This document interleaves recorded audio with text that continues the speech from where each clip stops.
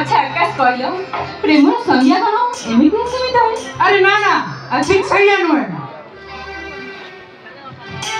तुम्हारा चेहरा मते ना दुष्टामी करबा आरंभ कर दे तुम्हारे गोलापी कोड़ी बड़ा नाली नाली ओठ मुर्गा नैनी वाली आखी आ तुम्हारा मतवाली चेहरा मते ना पागल कर देछि मु निजको आ संजोग करि पारुनी। अरे वाह तुम्हें जन कवि होई कविता अवधि करो तुम ठीक कहछ गंगा तमे ही होछ एक धारा रे मो कविता तमे मात्र ठिया गले ना मो मन कागज रे केमे केते कविता आवृत्ति करबे ता छोड़ा तुम बड़ी सुंदर झियो को जेके देखले भी आपे आपे सुंदर झियो वर्णना करी बसिबो। हेले आकाश आम प्रेम कौन सत हेबो आम शाश्वत भल पाइबा ए संभव लागुची केदार गौरींकर भल पाइबा लेला मजनूंकर भल पाइबा और राधा कृष्णंकर भल पाइबा से माने के संदेह कर नथिले सच्चा प्रेम जबु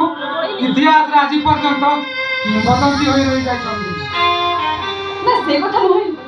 मते किंतु भारी डर लागुची डर लागुची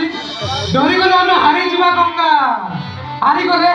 ए समाज हमको विद्रूप करी उपवास करिबो ता छोड़ा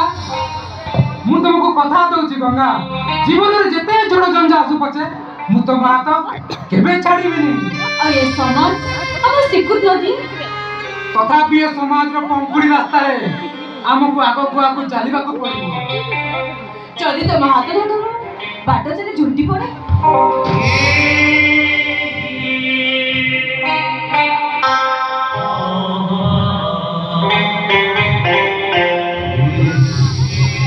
मु तुमको ठीक एमिति पड़ाई देबी देखो ये आकाश से जनुना केमिति हमो देखि हंसुची ए गंगा एपड़ा देखो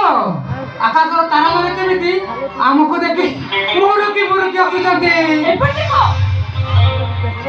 दुष्ट झरना हमो देखि सहे ना करे कोन ए सब कोन कहि जाउची ए गंगा एपड़ा देखो एपड़ा देखो सागर रो ढेउ केमिति हमको हाथ तारी डाकुची आ किछि कहिबो बोली हेले गंगा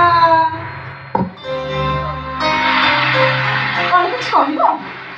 अरे बाबा पाख को आसिले ना अच्छा वो जान चली तुम ना भारी दुष्ट जा अरे सुनो Ganga I love you Ganga I love you